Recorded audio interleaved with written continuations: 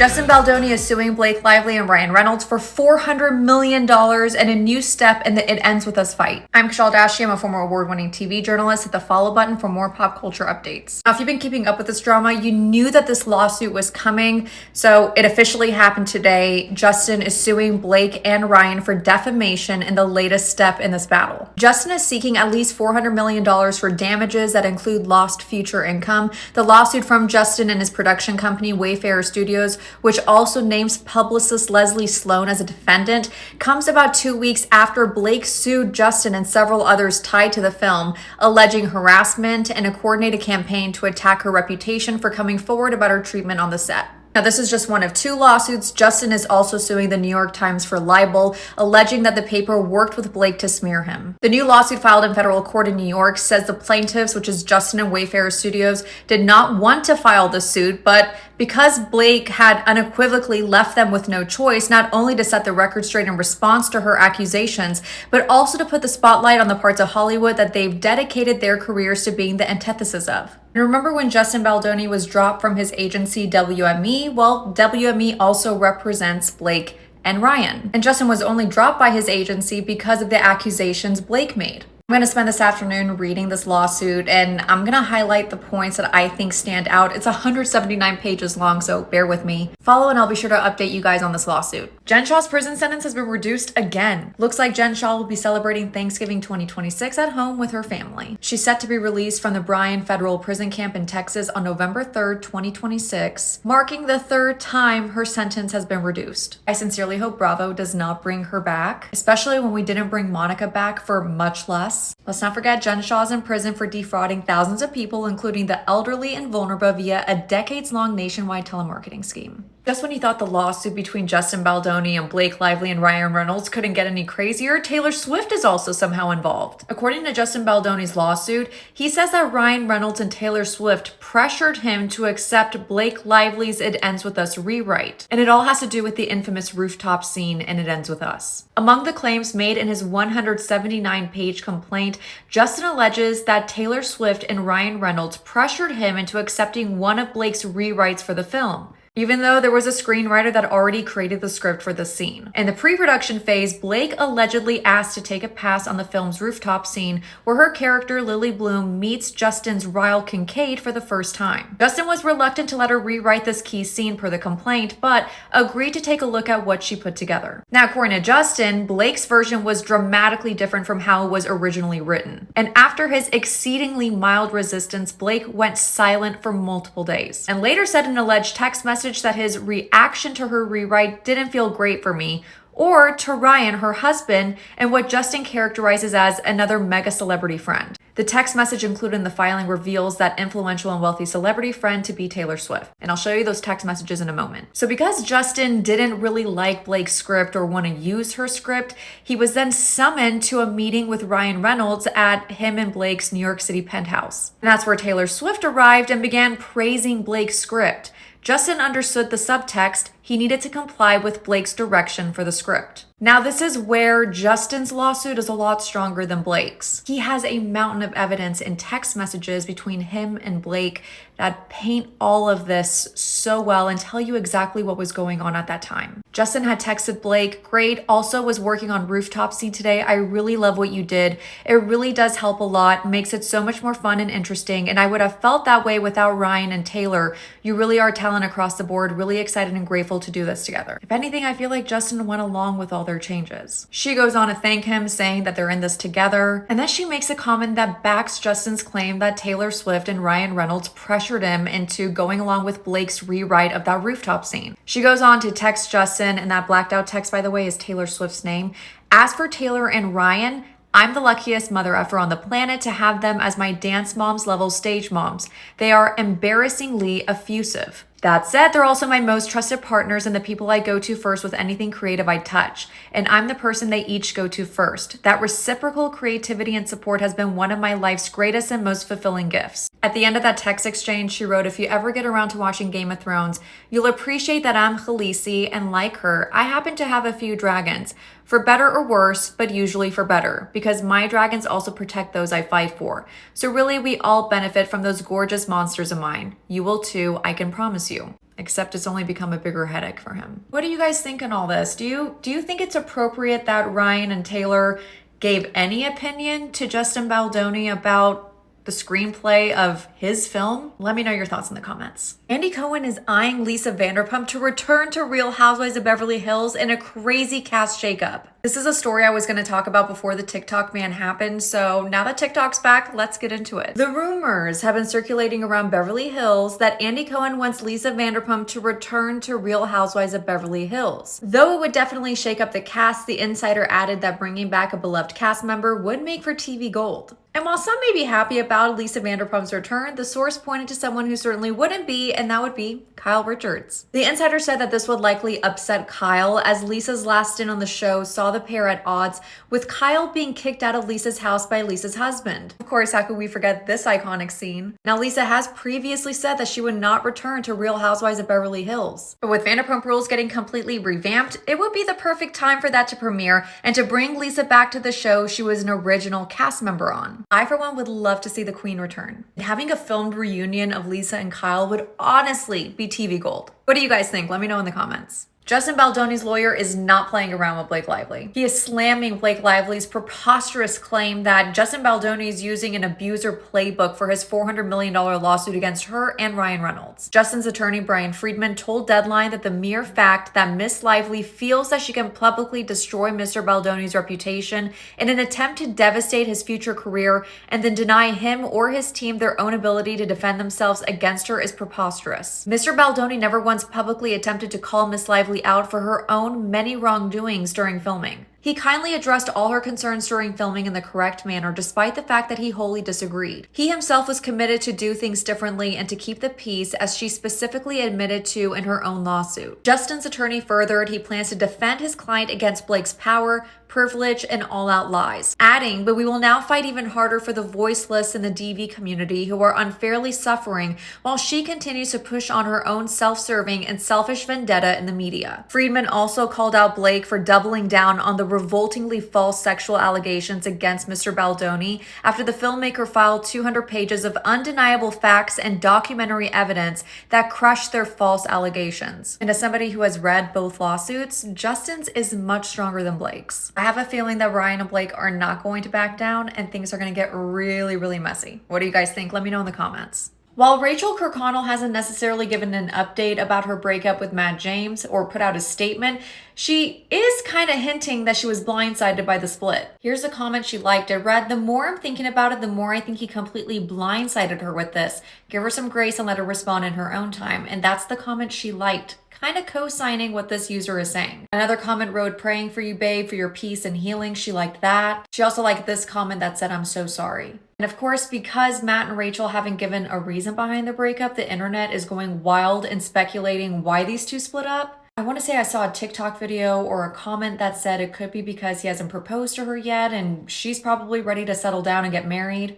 But again, that's just speculation. What do you guys think? Let me know your thoughts in the comments. Does Mia realize that the text she released between her and Gordon just vindicated Gordon? Remember when the ladies were on their cast trip in Panama and Mia started freaking out because she couldn't find out where her kids were? And we learned that Gordon had taken the kids from the nanny. She tried to make it this whole thing where Gordon was having a mental health episode, and these texts prove that that's not what happened. Yesterday, after the latest episode of Real Housewives of Potomac aired, she posted this to X writing, "Call me a liar, a bad mom, or whatever else you want. I know who I am. Believe what you will, but the truth never expires. Ashley's event was held on July 18th for context."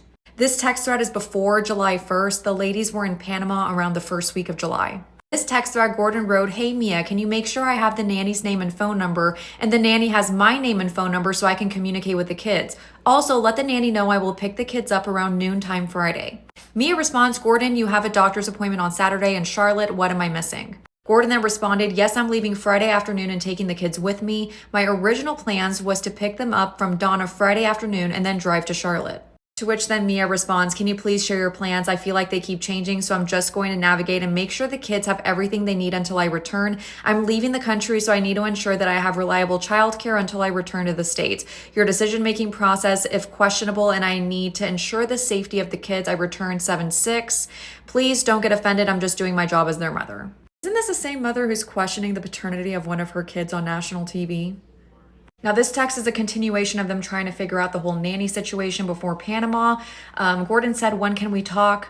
Mia said, "Sure, give me a few." Gordon then says, "What you're doing is very disrespectful to me. I don't even have Jacqueline's address nor the phone number of the people who are going to be taking care of my kids. And I am absolutely floored that you've talked to a number of people about arranging this before talking to me." Mia then says, "Gordon, relax. I am solution-based. The kids will be with the girls during the day. My mother is down the street and will assist with the kids as well. The girls have been working for Jacqueline for over a year. I trust her judgment and nanny referral. When I asked you if I were going to keep the kids with you this week, you said no, that you were going out of town and will not change your plans. I have a work trip to attend, so finding reliable childcare near my support system ensures the safety and care of the children.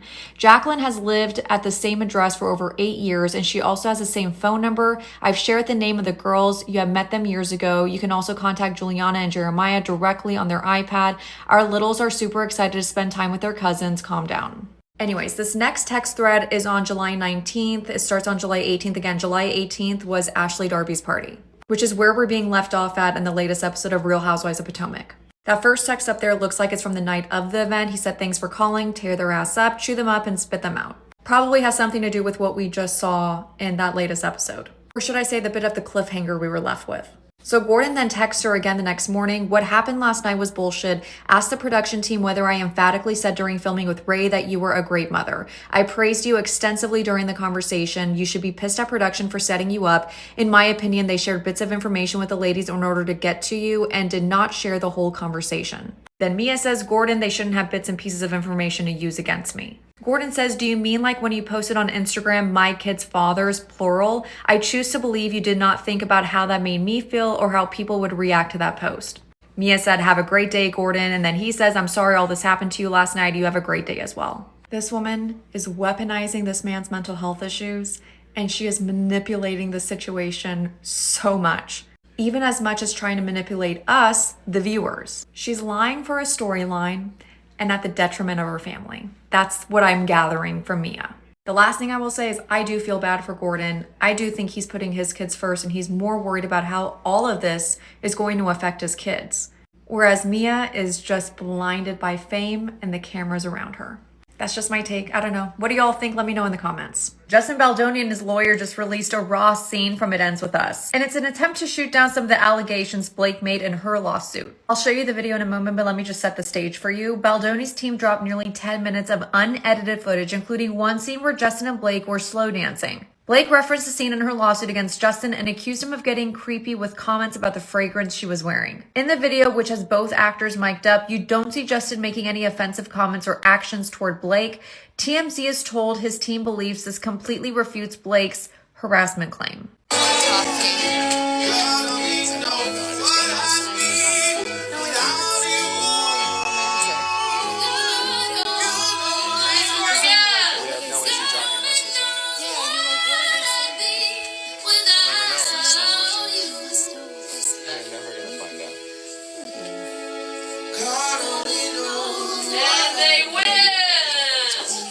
We don't shut up. And Emily and I have we have these moments staring. You just stare. Literally we've done it for 5 minutes. it's like, I think you would find it terrifying. We just literally look at each other and when time. I found a sociopath. And time stops. Yeah. But that's just how it's been for us from the beginning. No, we're like, oh my god, there's not enough time. Oh. And they score again. Yeah. Again. It's like, oh my god, I forgot to tell you something else. I think that's cute. You guys are really cute. I think it's more than cute. I feel so nosy. I know. And my nose is so big. Yes. I was hoping that we could address this. It's not too late. Just gotta shut down. We gotta call an insurance month and just deal with that. Yeah. And then, Cut. just kidding. No, it's true. That's why we hired Jenny's late too. Our noses.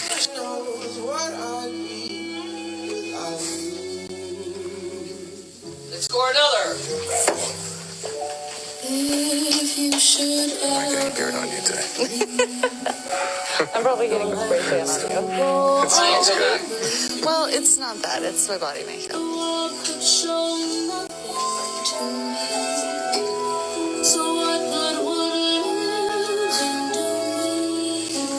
And they win. They won. All right, cut. I think we got plenty. 17. As a quick refresher, this is what Blake Lively's lawsuit read about that scene specifically. It wrote, on another occasion, Mr. Baldoni and Miss Lively were filming a slow dance scene for a montage in which no sound was recorded.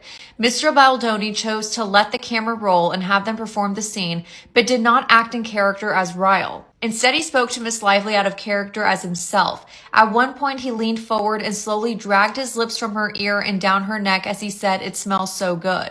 None of this was remotely in character or based on any dialogue in the script, and nothing needed to be said because, again, there was no sound. Mr. Baldoni was caressing Miss Lively with his mouth in a way that had nothing to do with their roles. When Miss Lively later objected to this behavior, Mr. Baldoni's response was, "I'm not even attracted to you." Filming of this scene didn't really go the way Blake said it did. What do you guys think after seeing this? Let me know in the comments. Yeah, well, many of us think that that piece of It Ends With Us footage that Justin Baldoni and his team released is great for his lawsuit. Blake's lawyer is saying otherwise. Blake and her lawyer are saying that the video proves that it showed unwanted touching and kissing, which is what she has been accusing him of doing in her lawsuit. According to Blake's legal team, Justin Baldoni and his lawyer may hope that this latest stunt will get ahead of the damaging evidence against him, but the video itself is damning. Every frame of the released footage corroborates to the letter what Miss Lively described in paragraph 48 of her complaint. Lively's legal team said in a statement, the video shows Mr. Baldoni repeatedly leaning in towards Miss Lively, attempting to kiss her, kissing her forehead, rubbing his face and mouth against her neck, flicking her lip with his thumb, caressing her, telling her how good she smells, and talking with her out of character. The statement continued, every moment of this was improvised by Mr. Baldoni with no discussion or consent in advance and no intimacy coordinator present. Mr. Baldoni was not only Miss Lively's co-star, but the director, the head of the studio, and Miss Lively's boss. The message also noted that in the clip, Lively was leaning away and repeatedly asking for the characters to just talk. Blake and her legal team are also upset that Justin and his legal team decided to just release this footage to the public instead of keeping it in the courts. They wrote, this matter is an active litigation in federal court. Releasing this video to the media rather than presenting it as evidence in court is another example of an unethical attempt to manipulate the public. It is also a continuation of their harassment and retaliatory campaign. While they are focused on misleading media narratives, we are focused on the legal process. We're continuing our efforts to require Mr. Baldoni and his associates to answer in court under oath rather than through manufactured media stunts. And something to keep in mind if you watch this clip is to remember that they're supposed to act like they are in love and growing in love with each other. And I will say something I noticed towards the end of this when Justin had yelled cut. It's like he had snapped out of character real quick and he was in director mode and professional. What do you guys think? Do you think Blake and her team and her legal team have a point in what they're saying? Or do you think it's fair game that Justin and his lawyers are releasing the footage to show that he wasn't being inappropriate to her on set the way she's claiming? Let me know in the comments. Andy was not wrong. Last night's RHONY finale was indeed dark. Honestly, if you haven't been watching the RHONY reboot, you're probably going to want to start watching it now. People Magazine did a great job breaking it down, so let's get into it. The last night's RHONY finale was a continuation of the episode before where the ladies are in, I think, like their last night in Puerto Rico, and Brynn found herself in hot water after she accused Uba Hassan of knowingly calling her a whore after she confided in the model about a prior essay. During that argument, Uba claimed Brynn may have slept with a Bravo executive to get cast on the reality show. As a survivor of SA, Brynn felt Uba's accusations hit a little too close to home and sent her reeling. Brynn says, I'm in support groups trying to deal with shit that happened to me. You want to go there? And Uba knows this. Uba knows this. She told her castmates while fighting back tears. Before BravoCon, I called Uba and I was like, you know I was raped and I'm still dealing with this. Brynn then continued, here's a reason why it's not just an insult. It's because of the fact of, like, I'm still dealing with something, so I don't want any effing low blows that aren't true, but let alone about something that's still something that I wake up in the middle night and can't breathe over. After all the flying accusations and emotionally charged arguments, the ladies decided to put the night behind them and go to bed. With cameras off and mics tucked away, Jessel confronts Uba, who was shocked to hear Brynn's allegations and began screaming. And this is really where things went from 0 to 100 in last night's episode. Jessel explained in her confessional, she said, I was like, Brynn shared that she was SA'd and that you knew, and I didn't get much further than that because you could just see on Uba's face that she was completely blindsided. Sai also recounted that she walked into the room to find Uba curled into a ball while shaking and sobbing. Uba, crying in her confessional, said, I almost went mental. I just want Brynn to tell me when she told me that so I can remember before I deny. Uba then tried to fiercely defend herself to Jenna Lyons and Raquel. According to Jenna, she's like at the core of her being trying to convince me and make sure that I understand that I did not know that Brynn was SA'd. Raquel said, then she proceeds to tell us, may Allah strike me down and kill my firstborn if I did this. No one would ever say something like that if they weren't telling the truth. While Uba continued to run around the villa, understandably so, Brynn revealed that she confided in Uba before BravoCon 2023 about a loved one's attempted unaliving. At the time, the two were close, and in the middle of her rant, Brynn allegedly opened up about her SA. Brynn said, I'm like screaming and crying. I'm like, why does this keep happening to me? My childhood, my thing. And I was like, I was effing SA too. I was hysterical, so I didn't know if Uba remembered, but in my mind, she knew. Uba then confronts Brynn, and producers had to break the two women up. Uba then in her confessional said, I wish I knew I did for her to do something like this. At this point, things got super heated, so producers separated Uba and Jessel. They went and stayed in a hotel while the rest of the ladies stayed in that little villa in Puerto Rico. The remaining housewives that stayed behind gathered in Jenna's room where Brynn retold her story. Then Erin says, and that's when Brynn says, come to think of it, maybe she didn't clock it. Everything I thought about Brynn changes for me in that moment immediately. Clocking something like that versus accusing her of knowing are two different things, Sai said. Raquel also agreed, saying, to be completely clear, I am not doubting her experience, but it's clear to me her story, it's not lining up. I checked out within a couple of minutes because I realized she was lying. This intro scene that you see pictured here was shot 5 days after all of this went down in Puerto Rico. We were shown this at the end of the finale last night. It was super awkward. Brynn acting like nothing really happened, trying to pretend like everything's kind of okay. The other ladies are feeling very awkward being around her, definitely all on Uba's side. And according to Jenna Lyons last night on Watch What Happens Live, none of the cast has spoken to Brynn since they filmed the reunion. So yeah, a lot went down. What do you guys think? Let me know in the comments. The first part of the 2-part reunion will air next Tuesday, so I'll be watching for sure. Looks like Brynn spoke to Rolling Stone about that insane RHONY finale last night.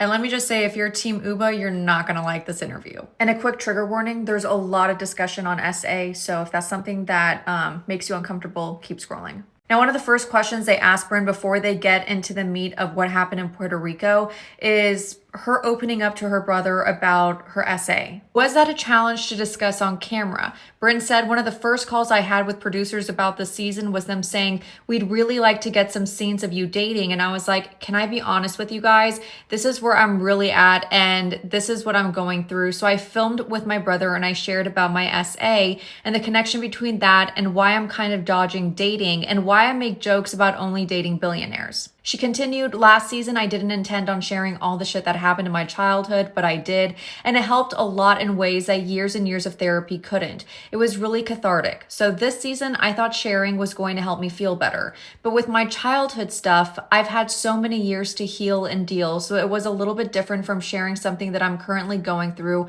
versus something that I've had a lot of time to process. Now the Rolling Stones asks Brynn, when the cast went to Puerto Rico, Uba made a comment about how maybe you had sex with someone to get on the show. Why did this cut deep for you? Brynn's response was, I've worked so hard my entire life. I put myself through college. I never had mommy or daddy to give me a job or even help me write a resume. I lived on friends' couches. I cried in the bathrooms of PR agencies. I learned how to negotiate and work my way up, and I worked my ass off. I feel like it's hurtful as a woman to have my whole career attempted to be diminished and wrongfully equated to something having to do with sex. That's just crazy to me and offensive. As a woman, I think we can do better than that. If you have a problem with someone, that's fine, but suggesting something that's pretty disgusting doesn't settle well with me. I used my brain. I didn't have to do anything else. Women don't have to lie, cheat, steal, or F in order to get to the top. She's then asked what it was like for her to watch the finale episode after living through it, to which she responded, you live through it, which is one thing, and then to watch it back, you have to relive it. Time goes by too, so if there's been a reconciliation or if there's been any sort of growth, you then watch it back and you're revisiting it all over again. Rolling Stones then follows up with, initially you told the other women that you confided in Uba how you'd been essayed and were upset she made that comment about you knowing about your past experience. Then later that night, you told the women maybe Uba didn't clock it because you had been hysterical about other things, including a friend's death by unaliving when you told her. Can you clarify what happened from your perspective? Now here's Brynn's response. It's not right to assume that everyone remembers everything that you say all the time and then hold them accountable for that. I know for a fact that I said it, but when someone's screaming into the phone, the other person might not necessarily hear them. At that point, she was problem solving and being a great friend, saying, okay, do you need me to get a car to come and get you? As I'm rambling on. Just because you say things doesn't necessarily mean people hear them. You can sit here and say that everyone I've ever told every single thing to is going to remember it perfectly. I know what I said and I know that I did say it. I went through a laundry list of things in that conversation. I was hysterical and I was like, why does this keep happening to me? Why do bad things happen to me? I remember I texted my brother afterwards. I was like, oh my God, I told Uba. And he was like, it's fine. You can trust her. I did trust Uba with that after what she's been through herself. And she always was a really, really good friend to me. At that point, I hadn't even told any of the other girls. Now the Rolling Stones asks, before the cameras went down for the night and everyone went to sleep, Uba took you outside of the house alone and wanted to apologize to you. Why weren't you open to her apology? Brynn responded, I get how as a viewer, it makes sense that you want to get to closure, but in real life, I need time to process if I'm truly offended or hurt. I don't want to talk about it at that time. I need to cool off. I take 3 days or so and then I'm ready to talk because I have a clear mind and I'll be receptive to what you're saying. If I get that hurt, I'll just go into defense mode and my walls go up immediately. We had been filming all day for days on end and there were multiple instances with Uba in Puerto Rico. First, she was like, I'll go to a hotel. I have more money than her and there's so much stuff that wasn't shown. This is 4 days in the making, so no, I'm not just all of a sudden now late at night going to be like, I'm open to resolution. I just wasn't open to it at the time. The Rolling Stone now asks her, in the finale, some of the women say they felt taken advantage of by you and accuse you of intentionally lying. What's your response to that? Brynn said that was shocking. You're telling me that in the 3 minutes from when I'm called horrible names by Uba and I'm obviously upset that I somehow devised a plan. It's disgusting that I'm talking about two things that I would hope that no woman or person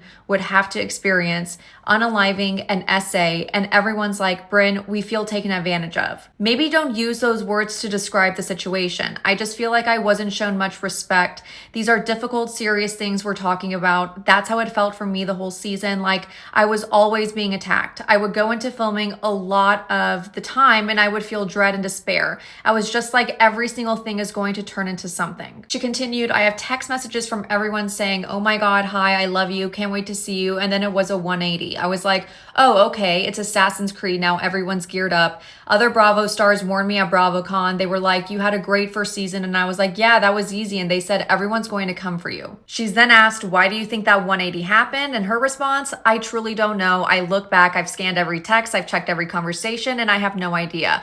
Then I become avoidant and I just shut down. They now ask her, you left Puerto Rico earlier than the rest of the cast after the incident with Uba. How did you feel watching the scene in the finale with the rest of the women discussing how they thought you manipulated them? She said that night before I was chased down the hallway and then producers shut the door and told me to wait a while. Then Uba and Jessel went to a hotel. They brought in a security guard to stay at the house with us and that was at 2 a.m. I texted a producer and I was like, I want to leave. Put me on the next flight. I'm out. This feels like the Jerry Springer show. This has gone too far. This is my life and these are serious traumatic subjects that are turning into she said fodder. I don't understand why I'm not being met with grace. Let's just have a conversation, not effing screaming and just like, F you, bitch, F you. So I requested to leave. I feel so safe with everyone at the production company and at Bravo, and I feel safe with how they handled sharing my essay story in Central Park with my brother. It was never my intention to share it with the girls, and then that transpired, but I feel so weird but it felt so weird that night. I remember they were taking off my microphone and I was like, how do I talk to these people now that they know this thing about me? She continued saying, I was so irritated when I saw what they were saying about me because they're like, she's psycho, she looks like she's fine, and she left. No, I was mortified. In the moment, I'm very much like, everything's fine and I can make a joke or distract from something, but I was just like, just get me out of here. I don't feel comfortable anymore and I feel like everyone's looking at me differently. It wasn't like, oh, I'm cool with everything, everything's normal, and I'm just going to leave. I requested to leave. I requested to be put on the first flight out. They then asked her what happened after Puerto Rico. She said, I came home and saw 2 days later they're all dancing at a concert and stuff, and I'm in bed crying on Zoom with my therapist. Unfortunately, I've had too many scenarios in my life where I didn't have the luxury of feeling my feelings, or I didn't have the luxury of being able to process something. It was like, suck it up and you move on. If I even dip my toe in the ocean of my despair, I will get sucked in. I think people need to be honest, deal with their emotions and their feelings, and get therapy, get help, and be in support groups, all of which I've done, but I just don't have the luxury of going there all the time. I process things later when I get to a safe place and remove myself from a situation. Brynn continues saying that directly after Puerto Rico, I wish that someone would have asked me, hey, let's calmly sit down and listen to what you have to say. That would have felt really nice, I think, to have that. I didn't get that in Puerto Rico. I certainly didn't get it afterwards. More so, it's been like I'm the bad guy. And then when she's asked where she stands with everyone today, here's her response. I did feel better after the reunion to clear the air on those things. The reunion felt like going to a workout. You don't really want to go work out and might even not enjoy some parts of it while you're doing it, but you know afterwards you're going to feel better for it. No pain, no gain. It was like, I want to hear where you're coming from. Can you listen to where I'm coming from? And can we at least not have this massive void between us? After the reunion, I personally felt like, are we in a position where everything is fixed and perfect? No, not remotely, but at least we're now maybe hopefully at step one. She said, I'm always cool with Jenna and Raquel. Erin feels like a sister. I was just texting with her and her husband Abe the other day. I feel like I'm fine with them. I think Sai and I still have stuff to work on. I miss my friendship with Sai a lot. And then with Jessel, I didn't realize, but I should have realized I said something that upset her, so I need to work on my friendship with Jessel.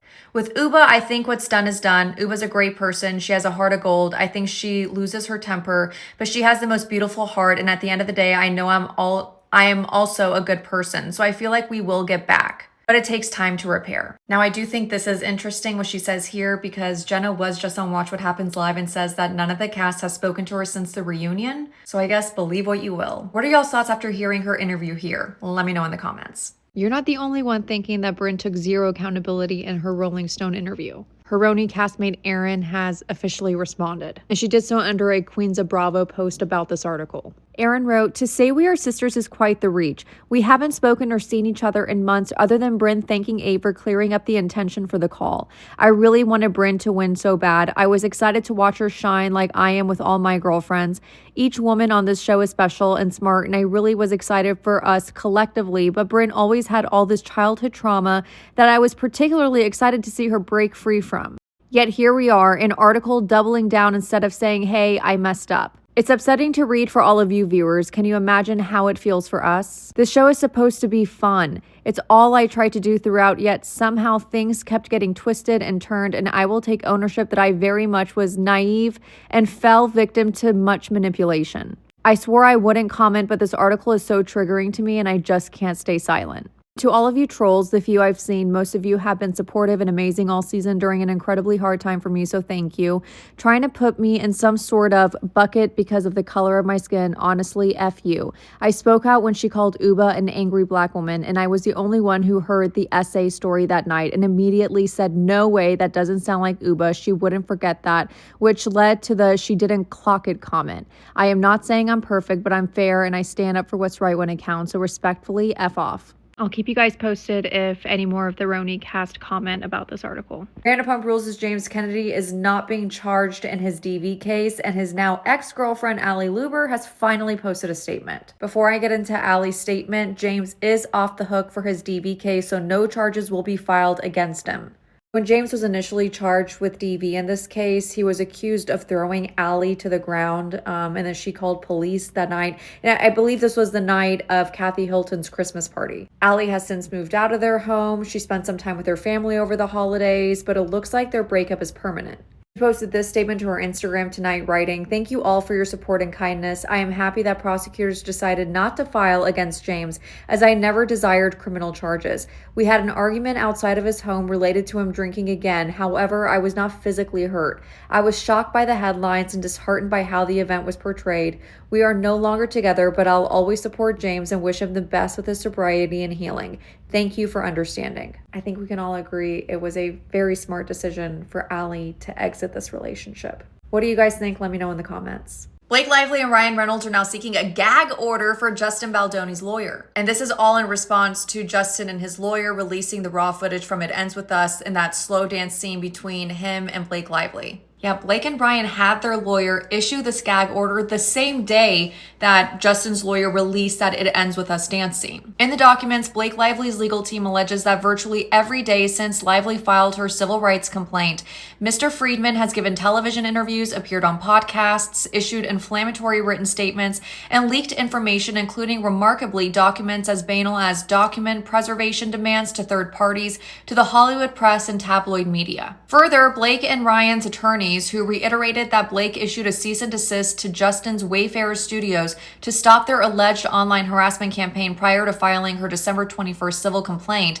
alleged that many of Freedman's public statements not only continue the campaign of retaliation that was the subject of Miss Lively's first cease and desist, but they contain numerous new false statements about Miss Lively and others. In the request, there are several examples of Freedman's communication to various media outlets, with Blake's lawyers alleging the list of 10 lengthy statements is surely incomplete, in which he calls Blake's own statements and legal proceedings unethical, shameful, and false. Elsewhere in the letter, the attorneys note that Blake submitted a cease and desist letter directly to Freedman, who is an attorney for Justin, as well as his Wayfarer's associates, December 23rd for his continued statements to the press. The document further highlighted Baldoni's legal team releasing footage from It Ends With Us to various media outlets, including E! News, as well as their recent statement made to multiple outlets of their plans to launch a website detailing all correspondence and videos to quash Lively's claims. Now, Blake's lawyers are arguing that Freedman's ongoing public comments violate New York State's rules of professional conduct regarding trial publicity. They write, as Miss Lively's counsel has attempted repeatedly to caution Mr. Freedman, federal litigation must be conducted in court and according to the relevant rules of professional conduct. His conduct threatens to and will materially prejudice both the Lively case and the Wayfarer case by tainting the jury pool because his statements are deliberately aimed at undermining the character, credibility, and reputation of numerous relevant parties. Is that going to stop Justin's lawyer? I don't know. What I do find interesting is that this gag order came right after that clip was released. And right after that clip was released, Blake and her team were saying, well, look, in it, you can see it corroborates what Blake said in her lawsuit. Well, if it did that, why do you want to issue a gag order if these clips would help her case? Just a question that went up in my head when I saw this story. What do you guys think of the gag order of it all? Let me know in the comments. Julia Fox was on Watch What Happens Live last night, and Andy Cohen asked her about that explosive RHONY finale, and you have to hear her answer. Did you see the explosive New York finale? I did. And what were your thoughts on Brynn's relationship with the group going forward? You know, Brynn has kind of, like, I love her, but she kind of lost me this season a little bit. She's really kind of demonic a little bit. Did you see it? Did. It was very dark, wasn't it? Very dark, Yeah. It made me feel a little bit better about my own ending, honestly. And that's pretty bad, Brynn, so. Wow. Yeah, I'd be lying if I said I'm still not in shock from that finale. That finale was very dark. I've already posted about this, but Brynn doubling down in that Rolling Stone interview is not really going to help. But what do you guys think about Julia Fox's interview and her thoughts on the RHONY finale? Let me know in the comments.